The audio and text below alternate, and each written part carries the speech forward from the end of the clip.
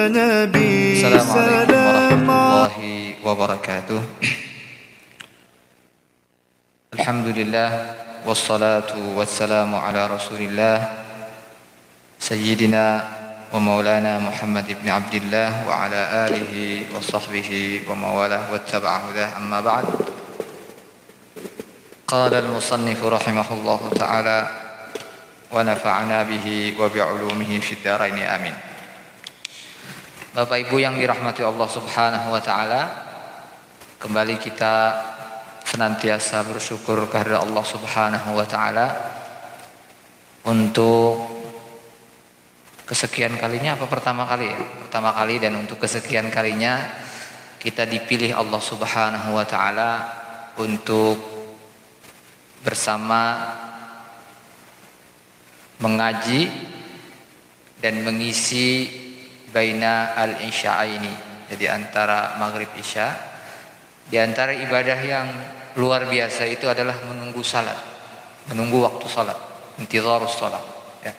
Jadi kita niatkan kita menunggu salat isya, kemudian kita niatkan untuk i'tikaf, kita niatkan kita belajar, dan belajar ini merupakan bagian dari ibadah pengabdian kita kepada Allah Subhanahu wa taala.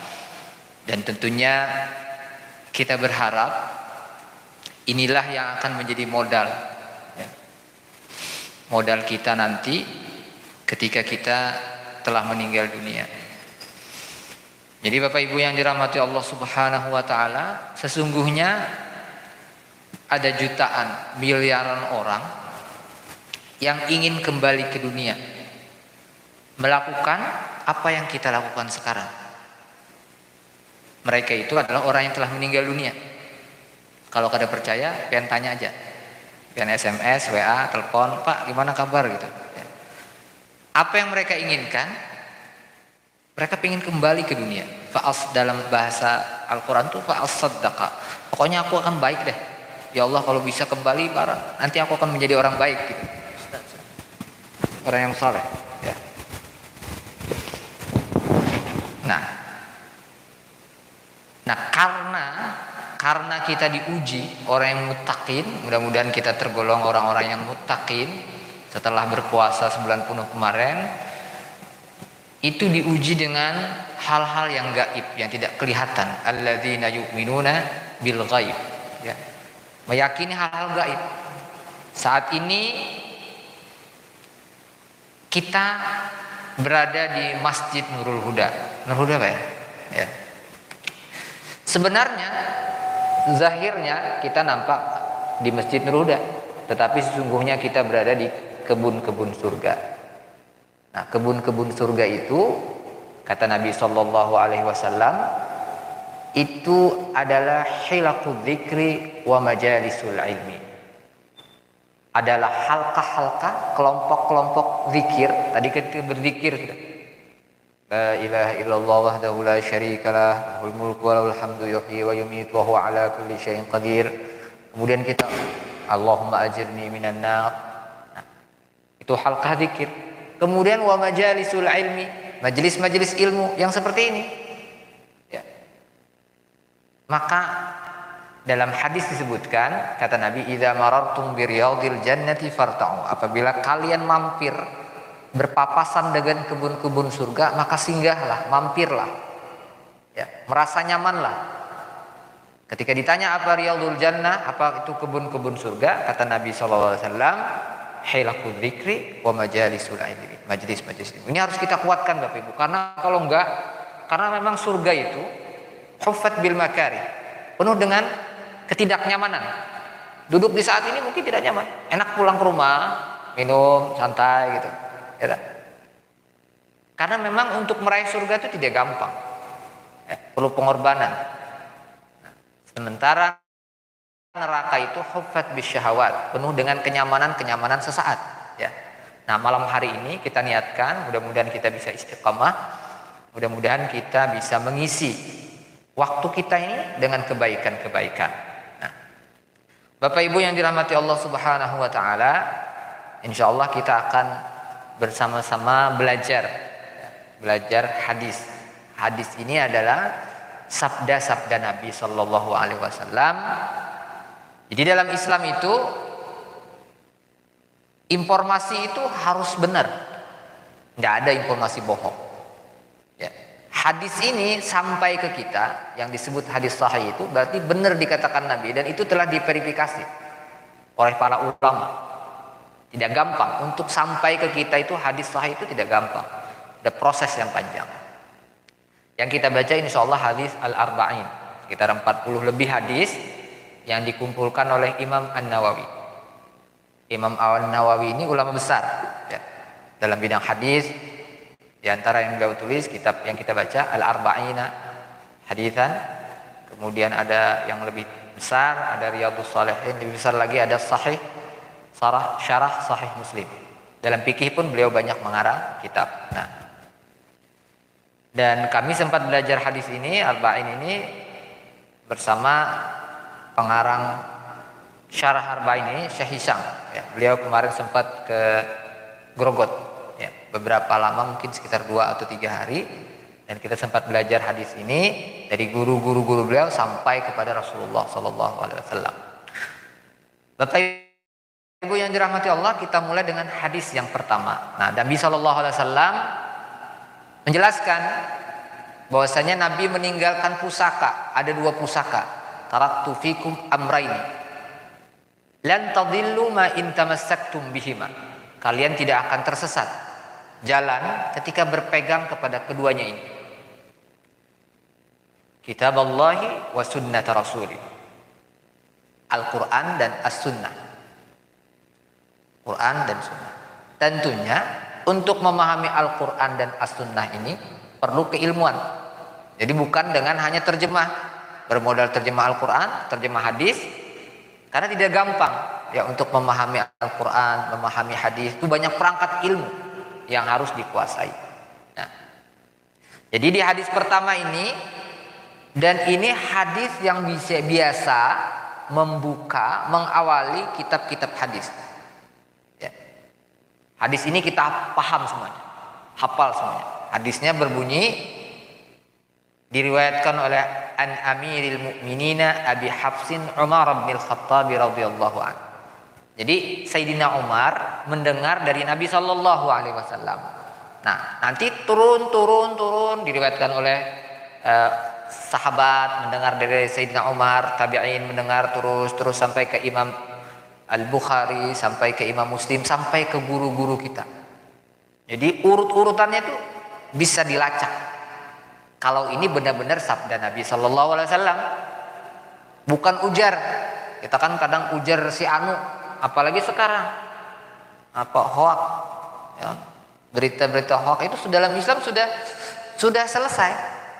Jadi kita tidak boleh membuat fitnah, berita bohong, informasi keliru. Nah, jadi Sayyidina Umar radhiyallahu anhu qala sami'tu Rasulullah sallallahu alaihi wasallam yaqul.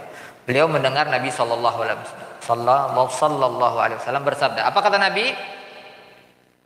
Innamal a'malu binniyat. Innamal a'malu binniyat. Di waktu ulun halus, sampai ini masih halus, Bang. Waktu ulun masuk pondok itu nah. Kalau waktu masih di Al-Falah mungkin antara 92 96. Dulu ya, maksudnya kita tuh mengaji itu, kami dulu dari Al-Falah Banjarbaru kilometer 23 itu ke Sekumpul Martapura tuh ya lumayan betaksi. Termasuk juga termasuk 96 99 di Martapura. Masih ingat ulun ketika jar guru Sukumpul tuh nyawa bahasa Martapura sini, nyawa nangai monak bagagawi itu beniat. Waktu itu kada paham ulun, jar ulun, masa sih susahnya Bang? Hendak bagagawi maksudnya mau bekerja apapun yang dikerjakan itu beniat. Susahnya Bang? Dalam hati waktu itu. Karena memang kita kada paham. Ya. Nah, di sini disebutkan innamal a'malu binniyat. Kata innama dalam bahasa Arab itu istilahnya namanya kasar. Kasar itu penghinggaan. Apa ya penghinggaan? Pokoknya ini aja, yang selain itu nggak masuk. Jadi kata innamat. Misalnya ada ayat innamas sadaqatu lil fuqara. Sedekah itu hanya untuk fuqara, masakin, yang lain enggak. Ada berapa? Beberapa asnaf. Sisanya itu enggak ada. Sama innamal a'malu binniyat. Artinya pekerjaan itu hanya disebut sebagai pekerjaan, dianggap sebagai pekerjaan, dianggap sebagai amal ketika diawali dengan niat. Nah, ini kata innama. Lanjut kepada kata al-a'mal. A'mal ini jamak. Amalun, amalani a'mal. Maksud jamak tuh lebih dari satu, lebih dari dua kalau bahasa Arab. Kalau bahasa Inggris kan lebih dari satu tuh sudah jamak. Kalau bahasa Arab lebih dari dua, jamak. Kata amal ini dalam bahasa Indonesia, dalam bahasa Arab, arti amal itu pekerjaan. Tapi dalam bahasa Indonesia lebih dekat dengan amal. Kemudian diterjemahkan dengan amal, amal soleh. Lain pantai amal.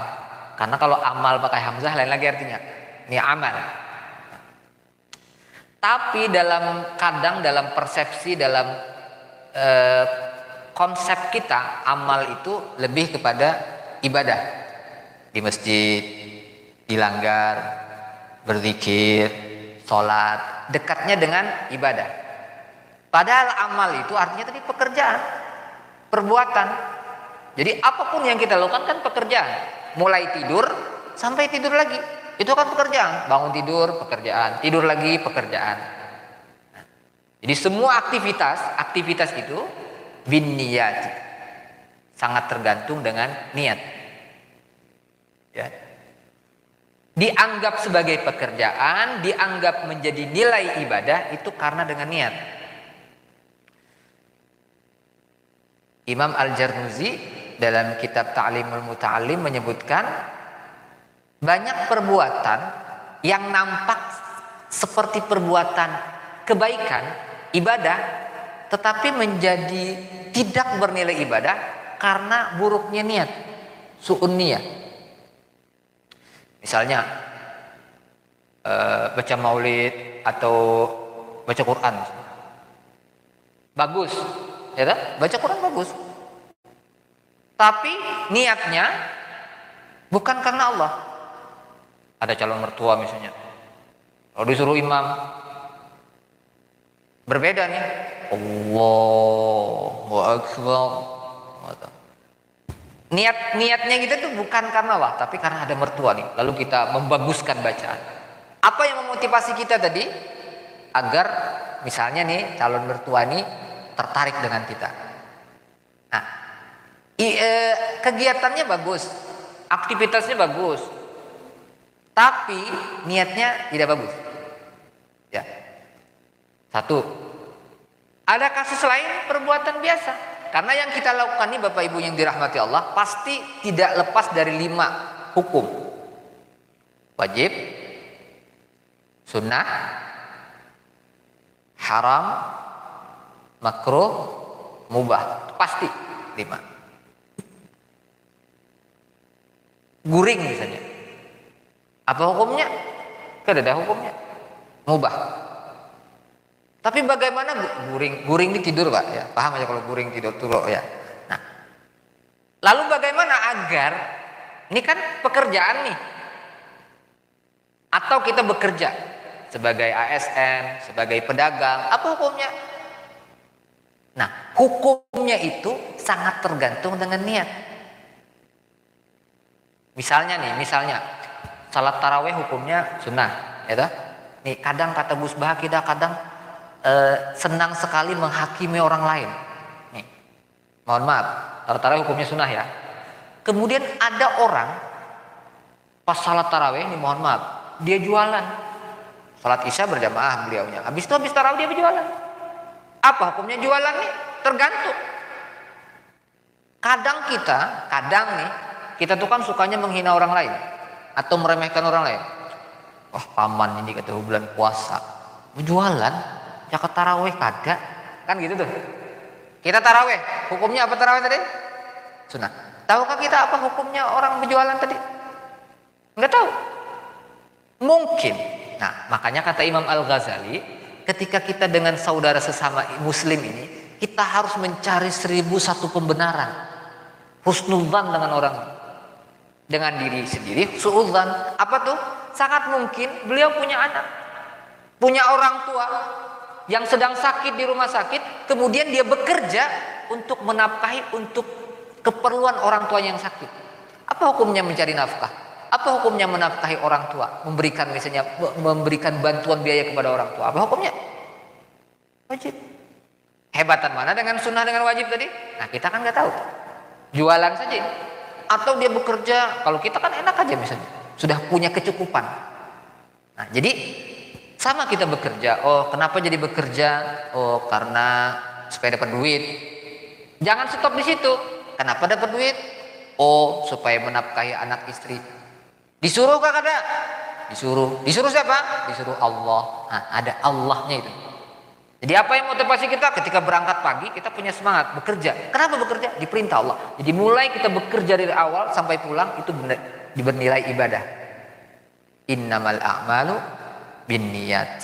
Jadi ini perlu kita, makanya sebenarnya kita sudah diajarkan. Jadi dalam ibadah rutin kita, sholat misalnya, kan ada niat tuh. Puasa ada niat lah. Nah, jadi semua pekerjaan kita itu harus kita awali dengan niat. Makanya Imam Al-Haddad kalau tidak keliru itu ketika ta'lim ini panjang niatnya. Nawaitu ta'alluma wa ta'allu istifadata. Panjang. Dilafalkan juga. Agar apa? Agar kita benar-benar mendapat nilai. Duduk di sini. Kenapa jadi duduk di sini? Oh, pengen belajar. Disuruh kada? Disuruh Allah. Yang penting ada Allahnya. Selesai. Ya, ulun tadi. Kesini mah apa? Anak apa? Oh, anak pertemuan Ustaz aja. Udah sampai di situ aja. Oh, anak belajar. Oh, anak beriktikaf. Oh, anak salat maghrib. Oh, anak salat isya. Oh, anak silaturahim. Nah, makanya para ulama dulu disebut tujarun niyah. Investor niat. Jadi satu pekerjaan tuh bisa niatnya banyak. Nah, kawin kenapa kawin? Kawin bener sudah selesai. Bahkan kata Habib Ali Al-Jibri, banyak ibadah itu yang enak, yang nyaman tuh banyak. Jangan dikira ibadah susah saja. Oh, kawin kenapa? Ya disuruh Allah, selesai. Oh, saya pengen kawin, nanti saya punya anaknya untuk menyebarkan kebaikan, nanti anak sekolah pesantren, hafal Quran. Nah, terus. Nanti dia kawin lagi, ya, punya menantu dan sebagainya. Nah, itu innamal a'malu. Sama kita tidur. Kenapa tidur? Antuk. Jadi sebenarnya orang Islam itu Bapak Ibu, dalam teori manajemen itu, fungsi manajemen TERI itu ada istilah POAK. POAK itu kan planning, organizing, actuating, controlling. Ya, karena penelitian dulu waktu itu. Ya, jadi manajemen pendidikan versi Nabi. Jadi Nabi itu seorang perencana yang luar biasa. Nah, di antara konsep planning itu ada dalam hadis innamal a'malu binniyat. Nah, kalau kita lihat apa arti niat dalam bahasa Indonesia, niat dalam bahasa Indonesia, rencana itu apa dalam bahasa Indonesia? Salah satunya adalah niat. Jadi seorang muslim itu ketika melakukan pekerjaan, dia melakukan perencanaan. Tidur, enggak. Istilahnya itu pun terukur terencana. Kenapa tidur? Oh, saya pengen, ada istilah qailula. Pengen tidur, nanti saya pengen bangun malam. Oh, kenapa saya tidur? Agar ibadah saya fresh. Bahkan Bapak Ibu, kita dianjurkan untuk menunda sholat isya, ketika kita ngantuk berat. Bukan tiap hari pengalah, tiap hari ngantuk berat kan lain lagi. Nah, jadi semua itu diatur. Nah, maka direncanakan. Jadi niat itu sama dengan rencana. Karena ketika kita gagal merencanakan, itu sama dengan merencanakan kegagalan. Jadi hebat. Masalah SOP itu, standar operating procedure itu sudah duluan sebenarnya Islam. Bahkan kalau kita mau mencermati lagi, ketika Nabi hijrah, ini kan kaitannya dengan hadis hijrah. Hijrah itu perencanaannya luar biasa. Bukan simsalabim abrakadabra, ada. Itu matang siapa yang bagian konsumsi, ya toh? Siapa yang menjadi informan, siapa menjadi guide, lewat mana kita itu terukur. Nah, makanya kata Michael Hart yang menulis, bukan Michael Hart lagi, Philip Kahiti dalam bukunya History of Islam, Nabi ini adalah bukan hanya pemimpin spiritual. Nabi ini pemimpin, memang punya seorang manajer, top leader. Coba kadang kita melihatnya kan, kita sempitkan aja Nabi itu ya urusan ibadah saja. Padahal beliau adalah panglima perang, strategi perang. Beliau adalah seorang ekonom, seorang manajer. Dan karena beliau adalah manusia yang memang sempurna. Nah, jadi penggalan hadis ini innamal a'malu binniyat, maka mulai sekarang Bapak Ibu, ulun biasanya kalau jalan Pak baca Fatihah dulu. Sambil nih ngapain nih? Ya, naik motor nih. Ke kantor Basnas Bapak. Oh, ya karena dia begawi. Gue apa? Begawi pas. Mudah-mudahan menjadi manfaat orang lain. Kemudian Fatihah, mudah-mudahan kita diikhlaskan oleh Allah Subhanahu wa taala. Jadi apapun bahkan kan mohon maaf sekali Bapak Ibu. Dalam hadis itu dikatakan wa fi bud'i ahadikum shadaqah. Jadi suami istri itu berhubungan tuh itu ibadah. Nah, itu ibadah yang nyaman ya udah. Nah, gimana caranya tadi? Makanya dulu ulun itu ada mendengar cerita di Saudi itu, kalau ada anak itu akal anak nih, maka jawab saya hadza walad mabasmalah. Hadza walad mabasmalah. Ini anak dibikin tanpa bismillah. Nah, jadi bahkan dalam mohon maaf untuk hubungan suami istri ada SOP-nya. Ya kan? Nah, iya, nanti kajiannya fikih. Masuk WC, keluar WC, kan ada tuh. Kaki kiri, keluar kaki kanan, tanahmu, ada aturannya. Ya. Kita aja kadang belum melakukan. Ya. Jadi innamal a'malu binniyat ini, bahwasanya apapun yang kita lakukan, aktivitas apapun yang kita lakukan, tidur, makan. Kenapa jadi makan? Lapar.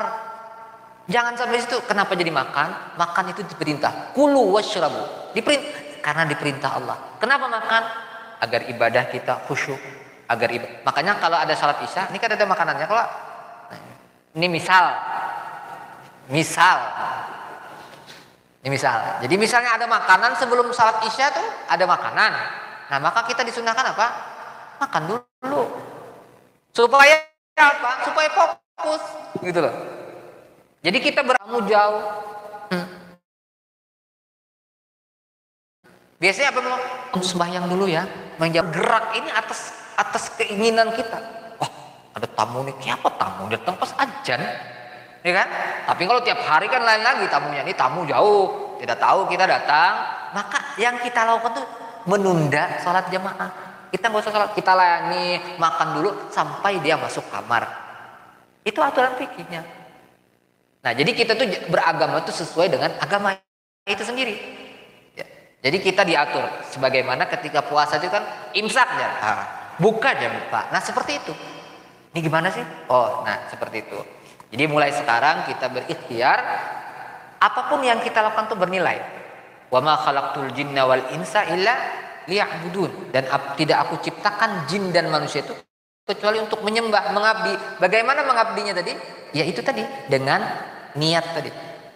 Jadi membedakan adat dengan ibadah itu niat yang menjadikan sesuatu. Tadi kan 5 tadi. Kalau ada wajib, sunnah, haram, makruh, mubah. Itu seluruhnya di situ. Nah, bagaimana yang mubah ini menjadi pahala? Maka diniatkan. Ya, diniatkan, kita niatkan. Maksud niat tadi kita rencanakan dengan baik. Habis ini ngapain? Makan. Kenapa makan ini? Ya makan nanti biar kuat, biar fresh. Disuruh. Allah ada kali, disuruh. Habis ini kita, termasuk kita saatan kata Nabi. Termasuk kita misalnya refreshing, istirahat. Ya, itu pun ibadah. Dalam disebutkan dalam hikam itu, ketika kita nih memang secara alamiah itu Pak, malal itu apa ya? Bosan. Maka ketika bosan, kata Imam Athaillah As-Sakandari, lawana lakat ta'ah.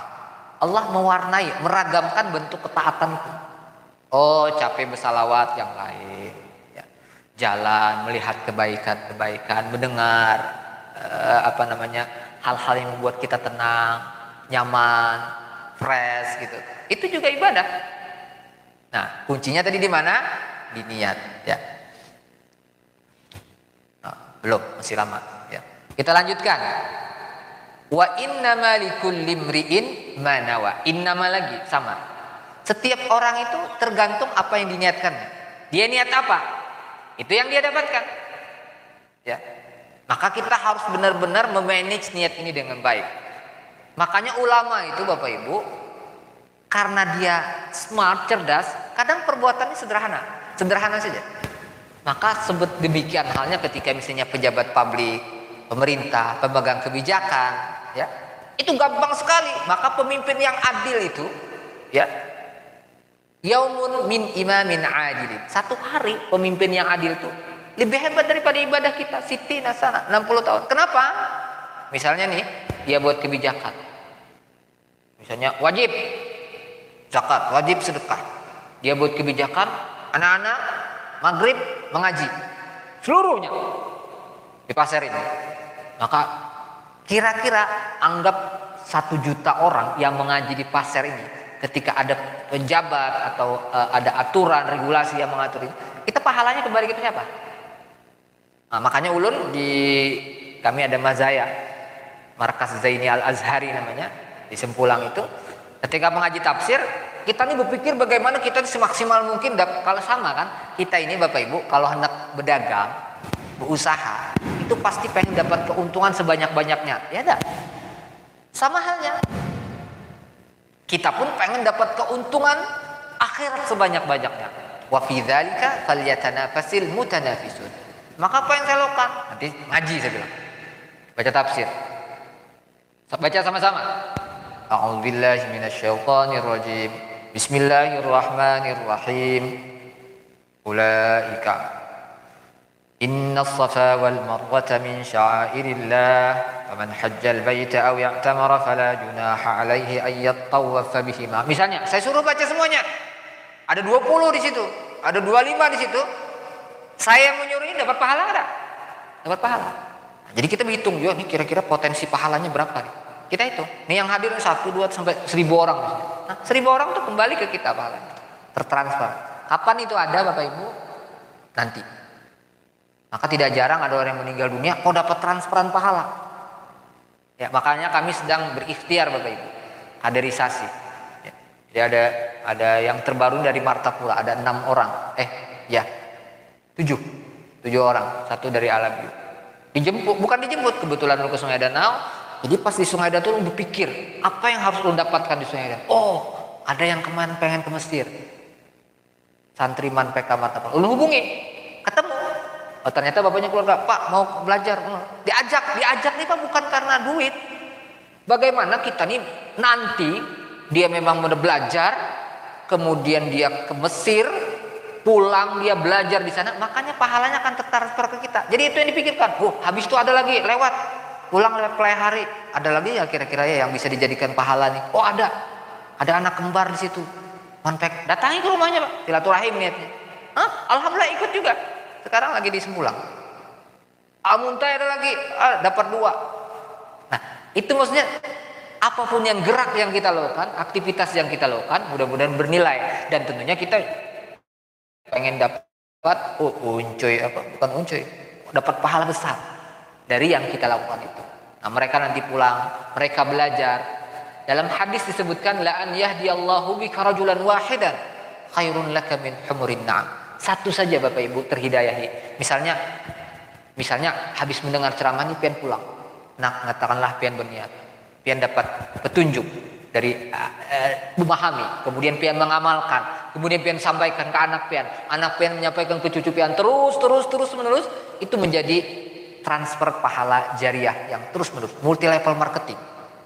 Nah, MLM pahala. Nah, itu terus mengalir, kita tidak tahu. Nah, itu yang harus jadi seorang kita harus smart Kata Nabi SAW tadi, satu saja, gak usah banyak, satu saja orang terhidayahi, itu kebaikannya seperti apa? Khairun laka, lebih baik bagimu min humurin na'am, dari satu onta merah. Hadis ini ketika Sayyidina Ali, jadi waktu itu dalam sebuah peperangan, kata Nabi, Ghazwah Tabuk, peperangan. Kata Nabi, besok akan datang seseorang, aku akan memilih pimpinan perang 5 perang yang Allah ridha dan dia pun ridha dengan Allah. Oh, para sahabat nih, mudahan aku gitu. Besok pagi sampai waktunya. Hah? Sahabat nih berharap mereka lah. Nah, itu pengharapan mereka, yang keinginan mereka itu adalah karena tadi dapat apa? Allah ridha dan ridha dengan Allah di orang sosok ini. Kata Nabi, Nabi tidak menyebut, tidak menyebut sahabat yang hadir, tidak ditanya. Nabi mencari siapa? Sayyidina Ali karramallahu wajhah. Ternyata Sayyidina Ali tidak ada. Kenapa? Sayyidina Ali sakit. Sakit apa? Sakit mata. Sakit mata, pokoknya parah lah, sampai kalau kita tuh hibak kada kawa, pokoknya sampai tidak bisa melihat lagi, susah gitu. Akhirnya Sayyidina Ali tidak hadir saja. Dipanggil Sayyidina Ali. Kemudian karena sakit mata, kemudian Nabi ludahi. Kalau pen gak usah gitu. Kalau kita gak usah, kalau ada sakit mata pen ludahi bisa bertambah. Ya, ini Nabi. Nah, kalau Nabi, mukjizat beliau, maka Sayyidina Ali ini setelah diludahi Nabi tidak pernah sakit mata lagi. Apa yang kata Nabi? Rupanya yang disuruh memimpin ini siapa? Sayyidina Ali. Nah, di hujung hadis Nabi SAW menyebutkan tadi, la an yahdiyallahu bika rajulan wahidan khairul laka min humrin na'am. Satu saja, apa kebaikan didapat? Humrin na'am. Humrin na'am ini Bapak Ibu, bahasa sederhananya sekarang itu mobil termahal zaman sekarang mobil apa? Mobil Jaguar, mobil sport, harga 1 miliar ke atas. Satu saja. Satu saja. Bayangkan kalau ada 20, 30, 1000. Itu yang harus kita lakukan sama-sama. Ya. Maka di rumah nih jadilah kita sebab hidayah. Ajak anak kita, ajak istri kita, ajak tetangga kita pelan-pelan. Ya.